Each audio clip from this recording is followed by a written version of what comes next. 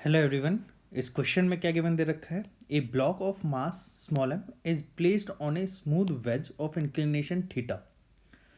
एक वेज है जिसका एंगल ऑफ इंक्लिनेशन कितना दे रखा है?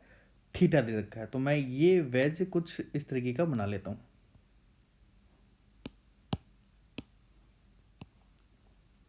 ये वेज मैंने इस तरीके का बना लिया, ठीक है।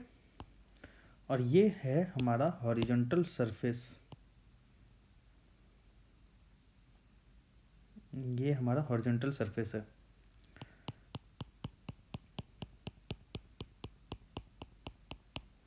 इसके आगे की बात करते हैं। The whole system is accelerated horizontally so that the block does not slip. इसके ऊपर एक स्मॉल एम मास का ब्लॉक प्रेजेंट है। ये मैंने एक स्मॉल एम मास का ब्लॉक रख दिया, ठीक है। अब देखिए, सो that the block does not slip. अब मैं इसको कुछ एक्सेलरेशन देता हूँ, कुछ पूरे सिस्टम को एक हॉरिजॉन्टल एक्सेलरेशन देता हूँ ताकि ये ब्लॉक स्लिप ना करे। Find the horizontal acceleration. वो एक्सेलरेशन फाइंड आउट करना है। Normal force between the block and the veg and the horizontal force applied on the wedge. तो ये क्वेश्चन पूछा गया है, हॉरिजॉन्टल फोर्स कितना अप्लाई किया जाएगा। तो ये क्वेश्चन का डायग्राम मैं थोड़ा सा छोटा कर लेता हूँ। ये हमारे पास सिस्टम है और इस सिस्टम के ऊपर एक हॉरिजॉन्टल फोर्स मैंने एक एफ फोर्स लगा दिया, ठीक है। अब इस क्वेश्चन को करने के हमारे पास दो तरीके हैं। एक तरीका तो है कि हम लोग ग्राउंड फ्रेम में सॉल्व करें और एक है कि हम वेज के फ्रेम में जाके सॉल्व करें, जिसके बाद हमें स्यूडो फोर्स का यूज़ करना पड़ेगा, ठीक है ना। तो हम लोग पहले इसको सॉल्व करेंगे फ्रॉम ग्राउंड फ्रेम या in ground frame. In ground frame, तो ग्राउंड फ्रेम में क्या कह रहा है देखते हैं। हमें ये बोला गया कि ये पूरा का पूरा सिस्टम आगे की ओर ए एक्सेलरेशन से मूव करेगा। कौन मूव कराएगा? ये जो एफ फोर्स है, ये फोर्स इस पूरे सिस्टम को आगे की ओर मूव कराएगा। चलिए, यहाँ पे मैं मान लेता हूँ कि ये जो वेज का जो मास है वो है कैपिटल एम। ये वेज का मास जो है वो कैपिटल एम है। गिवन दिया जाएगा आपको, ठीक है ना। अब यहाँ देखते हैं, पूरा जो सिस्टम है वो ए एक्सेलरेशन से हॉरिजॉन्टल डायरेक्शन में मूव कर रहा है। तो हम लोग सबसे पहला ये सी पार्ट है, the horizontal force applied on the ways, ये हम लोगों से पूछा गया। तो पहले तो एक इसकी इक्वेशन लिख लेते हैं कि फोर्स जो अप्लाई किया जाएगा that is equal to capital M plus small M into A होगा। और जो एक्सेलरेशन की वैल्यू हो जाएगी F by capital M plus small M. Equation number 1 मैं लिख देता हूँ, ठीक है। अब देखिए, इसके बाद यहाँ पे मैं बात करूँगा फॉर ब्लॉक। ये हमारे पास स्मॉल एम मास का ब्लॉक है। इसके ऊपर एक नॉर्मल रिएक्शन फोर्स, ये नॉर्मल रिएक्शन फोर्स इस तरफ से लग रहा होगा, इस तरीके से। और इस एक mg फोर्स नीचे की ओर लग रहा होगा इस m मास के ब्लॉक के ऊपर, इस वाले ब्लॉक के ऊपर। मैंने यहाँ पे इस तरीके से बना दिया। इस फोर्स का एक कंपोनेंट, इस नॉर्मल फोर्स का एक कंपोनेंट होगा हॉरिजॉन्टल डायरेक्शन में, एक कंपोनेंट होगा वर्टिकल डायरेक्शन में। क्योंकि ये वाला एंगल थीटा है, ये वाला एंगल थीटा गिवन दे रखा है, ये वाला एंगल। तो अब इस कंडीशन में हमारा ये वाला एंगल थीटा होगा, ये वाला एंगल थीटा होगा। अब बात आती है कि ये वाला एंगल थीटा कैसे हुआ सर, कैसे पता लगा। तो अब इस क्वेश्चन को सॉल्व करने के लिए हम ये 4 लाइनों का यूज करते हैं। जैसे हमारे पास ये 2 लाइन है जो कि 2 परपेंडिकुलर लाइनें होगी, ये एक तीसरी लाइन और एक ये हमारी चौथी लाइन हो जाती है। अब अगर आप लोग ध्यान से देखें तो ये हमारा एंगल ऑफ इंक्लिनेशन ये वाला एंगल है। तो मैं अगर यहाँ पे बनाऊँ तो ये हमारा एंगल ऑफ इंक्लिनेशन इस तरीके से बना सकते हो। This is called angle of inclination theta. अब अगर ये थीटा है तो अगर आप लोग थोड़ा सा ध्यान से देखें, ये थीटा है, ये वाली लाइन और ये वाली लाइन पैरेलल है। तो इस वाले थीटा की वजह से ये वाला एंगल थीटा हो जाएगा। This is called corresponding angle.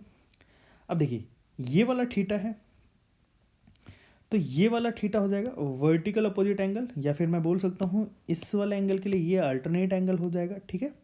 अच्छा ये समझिएगा, अब ये हमें पता है कि ये वाला एंगल, ये वाली जो लाइन है इस वाली लाइन के परपेंडिकुलर है, तो ये थीटा हो गया, तो ये 90 माइनस थीटा हो जाएगा, और ये 90 माइनस थीटा होगा तो ये वाला एंगल थीटा हो जाएगा, क्योंकि ये वाली लाइन और ये वाली लाइन परपेंडिकुलर है।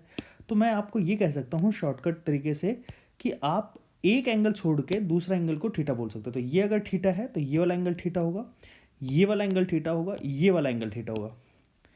अब देखिए यहाँ पे ध्यान से समझिएगा, हमारे पास नॉर्मल फोर्स ये दे रखा है, इस नॉर्मल फोर्स इस वाली लाइन के अलोंग लग रहा है।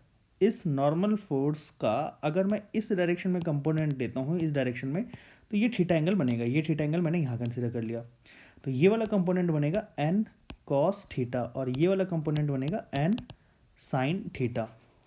हमारा ब्लॉक इस पूरे सिस्टम के साथ हॉरिजॉन्टल डायरेक्शन में एक्सेलरेट कर रहा होगा, तो हॉरिजॉन्टल डायरेक्शन में एक्सेलरेट कराने वाला फोर्स कौन, एन साइन थीटा। तो मैं N sine theta is equal to mass into acceleration, this is the equation number second.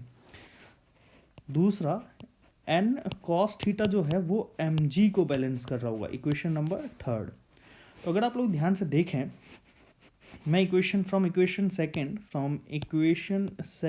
And equation third को अगर मैं डिवाइड कर देता हूँ, है ना, इक्वेशन सेकेंड को अगर मैं डिवाइड कर दूँ इक्वेशन थर्ड से, तो क्या मिलेगा, तो हमारे पास बनेगा tan theta is equal to A by G. Divide करके देखिएगा। अब आप लोगों से बोला गया है कि एक्सेलरेशन क्या है, तो A is equal to G tan theta हो जाएगा। आई होप आप लोगों को ये पॉइंट समझ में आया होगा। तो ये हमारा फर्स्ट पार्ट हो चुका है, ठीक है, ये हमारा फर्स्ट पार्ट हो चुका है, ठीक है बेटा। अब नेक्स्ट आप लोगों से बोला गया है कि normal force between the block and the wedge. तो normal force between the block and the wedge कैसे निकालेंगे हम लोग। तो नॉर्मल फोर्स निकालने के लिए आप इस इक्वेशन का यूज़ कर सकते हो, इस इक्वेशन का। तो नॉर्मल फोर्स ये बी पार्ट में लिख देता हूँ यहाँ पे, फ्रॉम सेकेंड इक्वेशन, नहीं थर्ड इक्वेशन मैं क्या लिख सकता हूँ, N cos theta is equal to M G, N is equal to M G by cos theta. तो ये हमारा सेकेंड पोर्शन निकल गया है। लास्ट पार्ट में आप लोगों से पूछा गया है कि व्हाट इज़ द फोर्स, और मैंने ये फ्रॉम इक्वेशन फर्स्ट से हम लोग हॉरिजॉन्टल फोर्स निकाल सकते हैं, F is equal to capital M plus small M A, और ए की वैल्यू कितनी आ जाएगी यहाँ पे, capital M plus small M into G tan theta. तो इतना फोर्स इस सिस्टम को इसके ऊपर लगाना पड़ेगा। तो ये क्वेश्चन हम लोगों ने ग्राउंड फ्रेम में सॉल्व कर लिया। आई होप आप लोगों को ये ग्राउंड फ्रेम से क्वेश्चन समझ में आया होगा। अब इसी क्वेश्चन को हम लोग by using the pseudo force solve करेंगे, और in the frame of reference of ways solve करेंगे। तो इसको हम लोग दोबारा से सॉल्व करते हैं। देखिए हमारे पास, इसको फोटो खींच लेते हैं।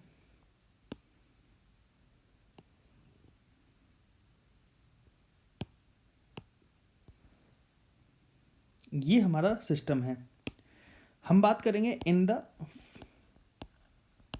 Frame of ways. कैसे सॉल्व करेंगे देखते हैं। अब देखिए in the frame of ways क्या होगा समझिएगा। वेज के फ्रेम का मतलब क्या हो गया कि आप अब यहाँ पे ऑब्जर्वर के तौर पे बैठ गए हो, ठीक है, ऑब्जर्वर के तौर पे यहाँ बैठ गए हो। जब आप ऑब्जर्वर के तौर पे यहाँ बैठ गए हो, तो जब पूरा सिस्टम एक्सेलरेट कर रहा होगा तो आप भी एक्सेलरेट कर रहे होगे।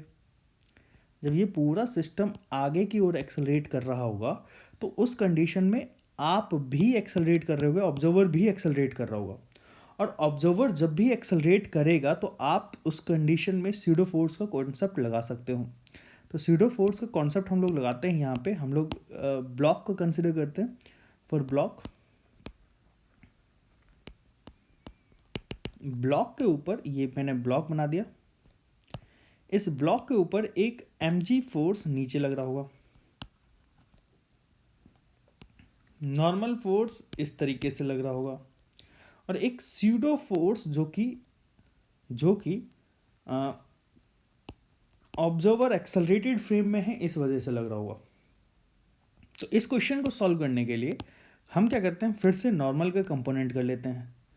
एक कंपोनेंट हो जाएगा n cos थीटा, दूसरा हो जाएगा n sin थीटा।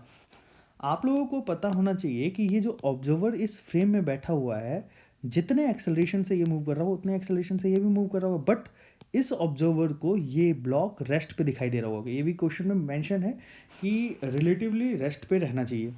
तो उस कंडीशन में हमारा जो n cos थीटा होना चाहिए वो किसके बराबर हो जाएगा बेटा, mg के बराबर होगा, इक्वेशन नंबर 1।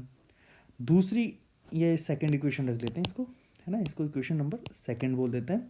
और n sin थीटा जो होगा वो हो जाएगा हमारा, वो हो जाएगा एम ए के बराबर, क्योंकि रेस्ट पे है सिस्टम, तो ये वाला फोर्स इस वाले को बैलेंस करेगा, n cos theta M G को बैलेंस करेगा।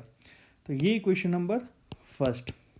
आप देखिए वही इक्वेशन आ गई, from equation 1 divided by equation 2। तो हम लोग क्या कर सकते हैं, यहाँ पे tan theta is equal to A by G आ जाएगा, और a is equal to G tan theta आ जाएगा, है ना। फ्रॉम इक्वेशन सेकंड, ये हमारा फर्स्ट पार्ट हो गया। बी पार्ट को हम लोग सॉल्व करते हैं। From equation second,